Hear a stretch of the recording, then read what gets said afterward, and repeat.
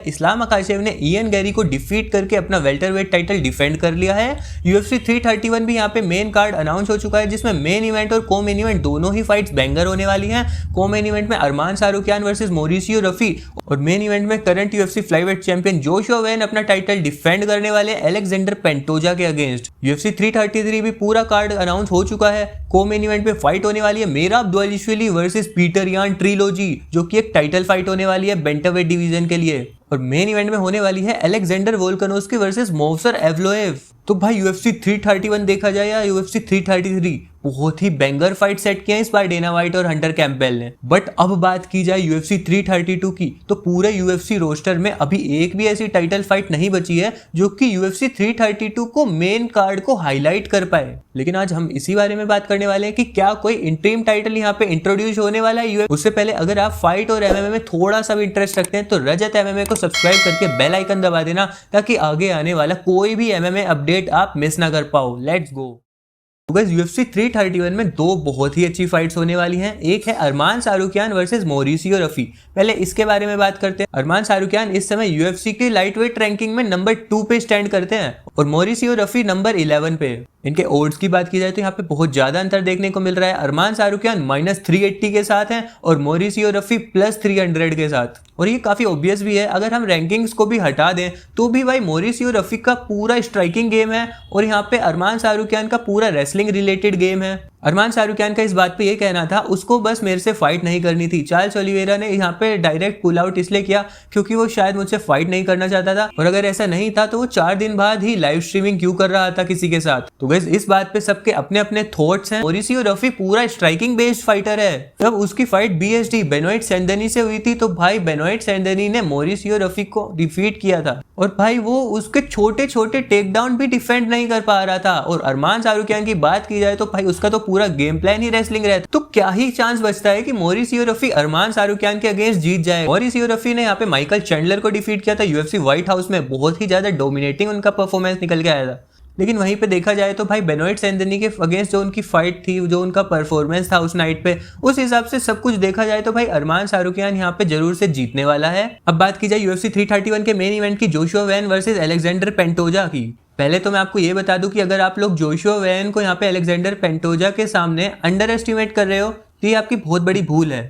Joshua when ने हमेशा हमें बहुत तगड़ी तगड़ी फाइट्स दी हैं। जोशुआ वेन वर्सेस ब्रेंडन रोएवल की जो फाइट थी वो 2025 की फाइट ऑफ द ईयर थी। मैं मानता हूँ कि Joshua when versus Alexander Pantoja की जो पहली फाइट हुई थी उसमें लकीली यहाँ पे जोशुआ वेन जीत गया था, बट इसका मतलब ये नहीं कि अगर वो फाइट सही से होती तो अलेक्जेंडर पेंटोजा के सामने उसका कोई चांस ही नहीं था। और उसके बाद भी देखा जाए तो रिसेंटली यहाँ पे जोशुआ वेन ने अपना टाइटल डिफेंड किया है तात्सुरो ताइरा के अगेंस्ट। तात्सुरो ताइरा फ्लाईवेट डिवीजन का one of the top contender था और उसको सिर्फ डिफीट नहीं किया, लास्ट में तो डोमिनेट भी किया था। बात की जाए ब्राजीलियन फाइटर अलेक्जेंडर पेंटोजा की, तो भाई वो ऐसा फाइटर है जिसने बड़े बड़े नाम को हराया है, चाहे वो ब्रेंडन मोरेनो हो, ब्रेंडन रोएवाल हो, मैनेल कैप हो, एलेक्स पेरेज हो, कोई भी हो, सारे बड़े फाइटर्स को उन्होंने वहां पे डिफीट कर रखा है। इसके ओड्स की बात की जाए तो बहुत ज्यादा क्लोज है, ना के बराबर ही कोई डिफरेंस है यहाँ पे।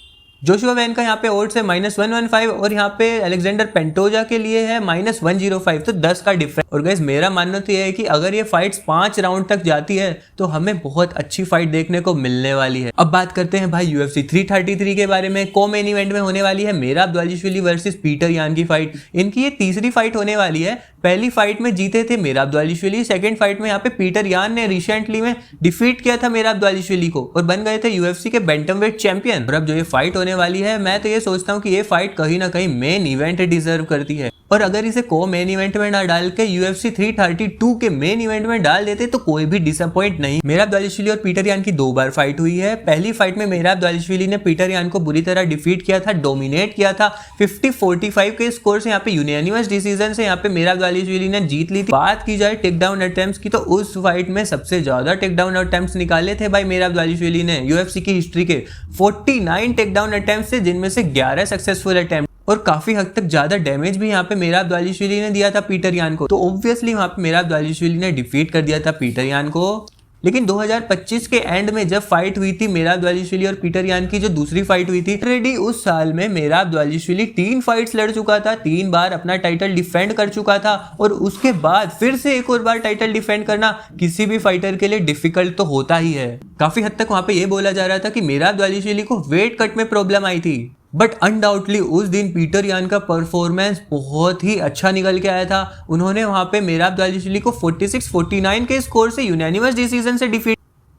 उस दिन पीटर यान वेल राउंडेड था और वो जीत गया क्योंकि वो डिजर्व करता था जीतना। उस दिन भी मेराब दवालिश्विली ने 29 टेक डाउन अटेम्प्ट्स निकाले थे, जिनमें से सिर्फ 2 सक्सेस हो पाए। तो कहीं ना कहीं भाई ये फाइट बैंगर होने वाली है, बहुत तगड़ी फाइट यहाँ पे यूएफसी ने सेट कर दी है, और देखना ये होगा कि कौन इस फाइट को जीतने वाला है। आप लोग अपने प्रेडिक्शंस कमेंट्स में डाल सकते हैं। और गाइस बात की जाए इन चारों फाइट्स में सबसे अच्छी फाइट की, तो भाई होने वाली है यूएफसी के फेदरवेट गोट अलेक्जेंडर वोल्कानोव्स्की वर्सेस मोवसर एवलोएव, जो कि यूएफसी 333 के मेन इवेंट में फाइट होने वाली। पहले बात कर लेते हैं मोवसर एवलोएव के बारे में। मोवसर एवलोएव के बारे में आप जानते ही होंगे, अभी तक वो अनडिफीटेड है यूएफसी और अपने एमएमए कैरियर में 20 की विनिंग स्ट्रीक है उनकी। आज तक एक भी फाइट नहीं आ रहे थे। लास्ट फाइट उन्होंने लिरोन मर्फी के अगेंस्ट की थी, और सिर्फ लिरोन मर्फी ही नहीं, उन्होंने वहां पे डिएगो लोपेज, एल्जामिन स्टर्लिंग या फिर आर्नोल्ड एलन जैसे फाइटर्स को भी डिफीट किया था। तो भाई ये एक टफ फाइट तो होने वाली है कहीं ना कहीं अलेक्जेंडर वोल्कानोव्स्की के लिए। बस आई जस्ट होप यहाँ पे मैं अलेक्जेंडर वोल्कानोव्स्की को डिफीट होते हुए तो नहीं देखना चाहता।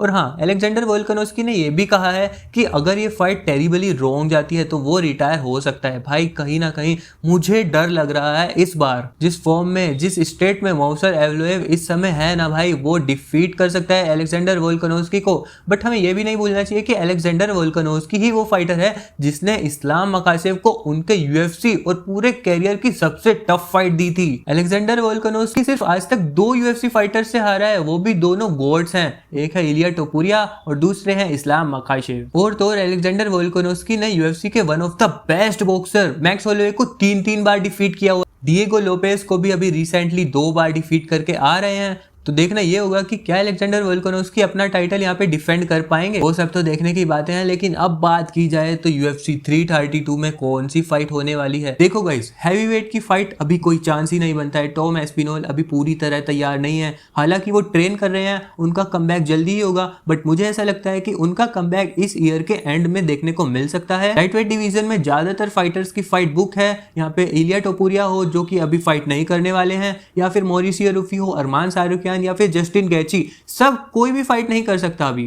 फेदरवेट का बुक है, बैंटम वेट का बुक है, मिडल वेट में हमजा चिमाएव की फाइट अभी हुई थी सोन स्ट्रिकलैंड से कुछ दिन पहले ही। तो गाइस इस समय सिर्फ 2 पॉसिबिलिटी बनती है मेरे हिसाब से अगर कोई फाइट्स होनी चाहिए तो। पहली पॉसिबिलिटी तो हो सकती है कि पोलो कोस्टा और जीरी प्रोवास्का की एक इंटरीम लाइट हैवीवेट चैंपियनशिप के लिए फाइट कराई जाए, क्योंकि यहाँ पे देखा गया है कि जीरी प्रोवास्का पूरी तरह रेडी है फाइट के लिए, और पोलो कोस्टा तो बहुत टाइम से एक फाइट का वेट ही कर रहे हैं। मागोमेड एनक्लेव की फाइट अभी हुई थी, तो उन्हें भी इतनी जल्दी फाइट नहीं मिलने वाली है। तो हाँ गाइज, ये एक अच्छा मैचअप हो सकता है अगर interim light heavyweight title introduce किया जाए तो।